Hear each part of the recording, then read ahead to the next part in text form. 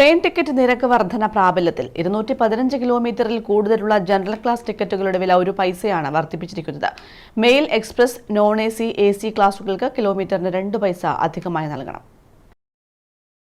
Train ticket നിരക്ക് വർധന ഇന്നു മുതൽ പ്രാബല്യത്തിലായി. ഏകദേശം 600 കോടി രൂപയുടെ അധിക വരുമാനമാണ് നിരക്ക് മാറ്റത്തിലൂടെ റെയിൽവേ പ്രതീക്ഷിക്കുന്നത്.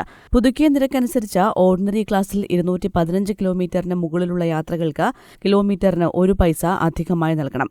മെയിൽ, എക്സ്പ്രസ്, നോൺ AC ക്ലാസുകൾക്ക് കിലോമീറ്ററിന് 2 പൈസ അധികമായി നൽകണം.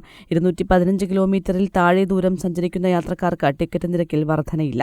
അതേസമയം 500 കിലോമീറ്റർ ദൂരമുള്ള നോൺ AC യാത്രക്കാർക്ക് 10 രൂപ അധികമായി നൽകണം. സബർബനിലെ നിരക്കും പ്രതിമാസ സീസൺ ടിക്കറ്റുകളുടെ നിരക്കും വർദ്ധിപ്പിക്കാത്തത് സ്ഥിരം യാത്രക്കാർക്ക് ആശ്വാസം നൽകും. News desk, Kannur vision.